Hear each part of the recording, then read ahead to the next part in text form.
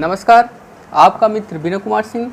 आज current affairs के segment में हम चर्चा करेंगे डूम्सडे क्लॉक क्या है, ह्यूमनॉइड बायोमित्रा क्या है, उज बहुउद्देशीय परियोजना क्या है, कोबरा इफेक्ट क्या है, क्लाइमेट इमरजेंसी क्या है। दोस्तों, यह ऐसे कॉन्सेप्ट हैं या एक ऐसे करंट शब्दावलियाँ हैं जो बहुत चर्चा का विषय रही हैं। अगर इससे बेस क्वेश्चंस आते हैं तो अगर आप कॉन्सेप्ट नहीं समझोगे तो आप क्वेश्चन गलत कर लोगे। दोस्तों, सबसे पहले हम चर्चा करते हैं कि डूम्सडे क्लॉक क्या है। इसको हम क़यामत की घड़ी भी कहते हैं। दोस्तों, बात सेकेंड वर्ल्ड वार की है।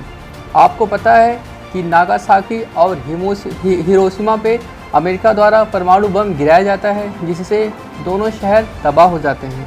दोस्तों, इसको देखते हुए शिकागो विश्वविद्यालय ने एक घड़ी बनाई, एक सांकेतिक घड़ी। उसका नाम उन्होंने डूम्सडे क्लॉक रखा। डूम्सडे क्लॉक एक वैज्ञानिक थे, उनके नाम पे इस घड़ी का नाम डूम्सडे क्लॉक रखा गया, जिसको हिंदी में क़यामत की घड़ी कहते हैं। दोस्तों, इसकी ज़रूरत क्या है? जब डूम्सडे क्लॉक की स्थापना हुई 1945 में, उस समय इस घड़ी को रात्रि 12 बजे के 7 मिनट पहले सेट किया गया था। इसका मानना यह था, वैज्ञानिकों का ऐसा मानना था कि अगर परमाणु युद्ध हो जाता है तो जो विश्व है वह 7 मिनट में पूरा तबाह हो जाएगा। दोस्तों, समय समय पे जो मिनट की जो सुई है उसको आगे पीछे किया जाता है। यह उस समय किया जाता है कि वैश्विक तनाव क्या है, या परमाणु हथियार के आविष्कार कितने हो रहे हैं, या अंतरिक्ष में क्या टेक्निक है जिससे विनाशक हथियार बन रहे हैं। दोस्तों, जनवरी 2020 में जो डूम्सडे क्लॉक के जो समिति है, इसमें 13 नोबल प्राप्त वैज्ञानिकों की एक समिति है। उन्होंने जो क़यामत की घड़ी है उसको 100 सेकेंड पे सेट कर दिया है। दोस्तों, 100 सेकेंड से तात्पर्य यह है कि अगर विश्व युद्ध होता है तो 100 सेकेंड के अंदर पूरा विश्व तबाह हो जाएगा। दोस्तों, अतः इस घड़ी को हम क़यामत की घड़ी भी कहते हैं। तो क्वेश्चन ऐसे पूछ सकता है कि डूम्सडे क्लॉक क्या है, तो आप कह सकते हो एक सांकेतिक घड़ी है जो विश्व विनाश की कामना करती है। अब दूसरा प्रश्न पूछ सकता है, इसकी स्थापना 1945 में हुई। 13 वैज्ञानिकों की एक समिति है जो इस पर जाँच करती है। दोस्तों, अभी क्या है और जितने कॉन्सेप्ट हैं आप समझ लीजिए कि शिकागो यूनिवर्सिटी ने इसको बनाया था। अभी उन्होंने दक्षिणी एशिया है उसको उन्होंने बहुत घातक क्षेत्र माना है। तो सब मिला के डूम्सडे क्लॉक को आप अच्छी तरह से समझ गए हैं। दूसरे नंबर पे हम आते हैं, ह्यूमनॉइड बायोमित्रा क्या है। दोस्तों, आपको पता है कि 2022 में भारत के 3 क्रूज मेंबर अंतरिक्ष में जाएंगे। यह भारत का पहला अंतरिक्ष यान होगा। दोस्तों, उसके पहले भारत सरकार ने एक सांकेतिक या ह्यूमनॉइड रोबोट भेजने का फैसला लिया है। दोस्तों, ह्यूमनॉइड रोबोट क्या है? यह मानव की तरह देखने वाला, मानव की तरह बोलने वाला, मानव की तरह चलने वाला एक रोबोट है। इस मतलब 2022 के पहले इसको हम अंतरिक्ष में भेज के यह चेक करेंगे कि क्या इम्पैक्ट बॉडी पे पड़ता है, या कहाँ तक हमारी जो प्लान है या हमारा मिशन कहाँ तक सफल हो रहा है। तो बायोमित्रा 2022 तक गगनयान लॉन्च किया जाएगा। उसके पहले इसको भेजा जाएगा, 2 बार भेजा जाएगा। ये उड़ान के पहले 2 बार आपको पता है इसमें 3 क्रूज मेंबर जाएंगे। यह पूरा प्लान जो है इसरो के द्वारा संचालित की जा रही है। अब तीसरे नंबर पे आते हैं, उज बहुउद्देशीय परियोजना क्या है।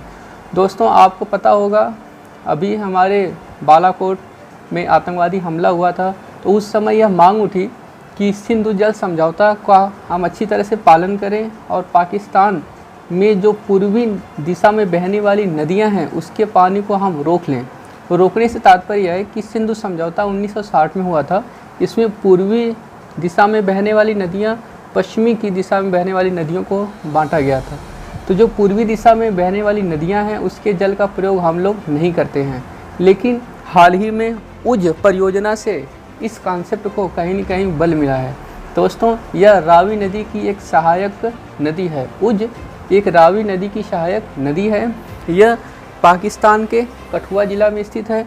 हाल ही भारत सरकार ने इसमें एक जल जो आपका हाइड्रो वाटर होता है उसको स्थापित करने का प्लान बना रही है।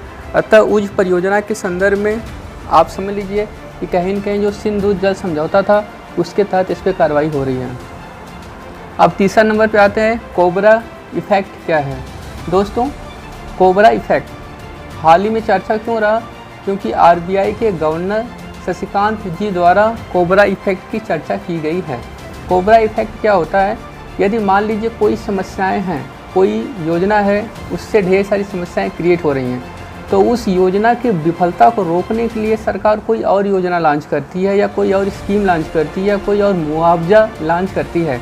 लेकिन उस मुआवजा से, उस स्कीम से जो समस्याएं चल रही हैं, जो योजनाएं चल रही हैं, वो योजना उसको लाभ न होने के बदले क्या होता है, और घाटा होता है। अर्थात कोबरा इफ़ेक्ट एक ऐसा इम्पैक्ट है जो समस्या को दूर करने हेतु अपनाया गया उपाय है, किंतु जिससे समस्या दूर नहीं होती है, समस्या क्या होती है, और बढ़ जाती है। अच्छा, कोबरा इम्पैक्ट चर्चा में क्यों रहा? देखिए मित्रों, बात 1925 की है। उस समय पता है आपको, भारत में अंग्रेज़ी राज था। ब्रिटिश लूटियस एक ब्रिटिश, आपको पता है अच्छी तरह से, एक ब्रिटिश अधिकारी था। उसने कोबरा इम्पैक्ट नामक एक योजना शुरू किया। राजधानी दिल्ली में उस समय कोबरा सांपों का बहुत ज़्यादा प्रचलन था, जिससे आए दिन लोग घायल होते थे। अतः लूटियस ने ये एक योजना शुरू की कि जो व्यक्ति कोबरा पकड़ के हमें देगा या सरकार को देगा, उस व्यक्ति को उसके बदले पैसे दिए जाएंगे। अतः दोस्तों, इसका लोगों ने पकड़ना तो शुरू किया, लेकिन बहुत लोगों ने कोबरा को पालना शुरू कर दिया, क्योंकि उससे उनकी आय बढ़ने लगी। अतः देखते देखते दिल्ली में ढेर सारे कोबरा लोगों ने पालना शुरू कर दिया। लेकिन यह बात अंग्रेज़ों तक पहुंची तो अंग्रेज़ों ने इस योजना को समाप्त कर दिया। लेकिन जब यह योजना समाप्त हो गई तो वहाँ के लोगों ने अब सांप पालने का कोई औचित्य नहीं था। अतः कोबरा को सड़कों पे क्या कर दिया, छोड़ दिया, जिससे जो कोबरा का पहले इम्पैक्ट था दिल्ली में, और क्या हो गया, योजना बंद करने से ढेर सारे कोबरा दिल्ली के गलियों में टहलने लगे। अतः यह योजना समस्या के समाधान के बदले समस्या को बढ़ा रही है। आरबीआई के जो शशिकांत जी हैं, उनका ये कहना है कि हम जो है, आरबीआई मौद्रिक नीति जारी करती है, लगभग 1 वर्षों में उन्होंने जो रेपो रेट है 1.35% की लगभग कमी की है, ताकि हमारी जो जीडीपी है वो वृद्धि हो। लेकिन जीडीपी उसके बावजूद 4.5 पे आ गई है। अतः इसको देखते हुए उनका ये कहना है कि कहीं न कहीं हमें अपनी मौद्रिक नीति की समीक्षा करनी चाहिए, कि ऐसा तो नहीं कि कोबरा इफ़ेक्ट हो गया है, अर्थात जो हमारी अर्थव्यवस्था को लाभ होना चाहिए, लाभ के बजाय उसको घाटा हो रहा है। अब दोस्तों बात करते हैं क्लाइमेट इमरजेंसी। ऑक्सफोर्ड यूनिवर्सिटी ने क्लाइमेट इमरजेंसी शब्द को वर्ष का सबसे प्रचलित शब्द घोषित किया था। आपको पता है, क्लाइमेट इमरजेंसी का आशय यह है कि जो ग्लोबल वार्मिंग में जो कार्बन का उत्सर्जन है, उसको शून्य कार्बन उत्सर्जन पे लाना। दोस्तों आप देखिए, शून्य कार्बन उत्सर्जन से क्या तात्पर्य है, जीरो कार्बन न्यूट्रलिटी। अब ध्यान रखिए, जीरो कार्बन न्यूट्रलिटी शब्द भी बहुत प्रचलित है। शून्य कार्बन उत्सर्जन से तात्पर्य यह नहीं है कि व्यक्ति कार्बन का उत्सर्जन ही न करे। दोस्तों ऐसा संभव भी नहीं है कि कभी कार्बन का उत्सर्जन बिल्कुल शून्य पे आ जाए।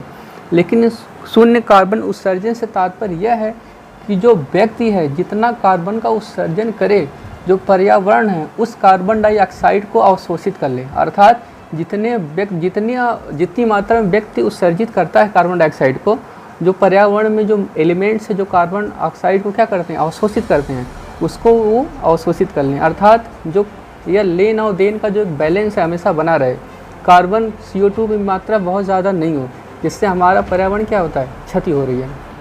अतः आपको पता होगा ग्रेटा थेनबर्ग ने इस आंदोलन को चलाया। इसको देखते हुए सर्वप्रथम आयरलैंड, उसके बाद लंदन, फिर फ्रांस, कनाडा की संसदों ने एक विजन घोषित किया है, जिसमें 2050, किसी ने 2045 का विजन घोषित किया है। उनका कहना है कि 2050 तक हम शून्य कार्बन उत्सर्जन लक्ष्य को हासिल कर लेंगे। अतः दोस्तों क्लाइमेट इमरजेंसी आप समझ गए। इस तरह से दोस्तों आज के सेगमेंट में हम लोगों ने 5 टॉपिक पे पढ़ा है। थैंक यू दोस्तों।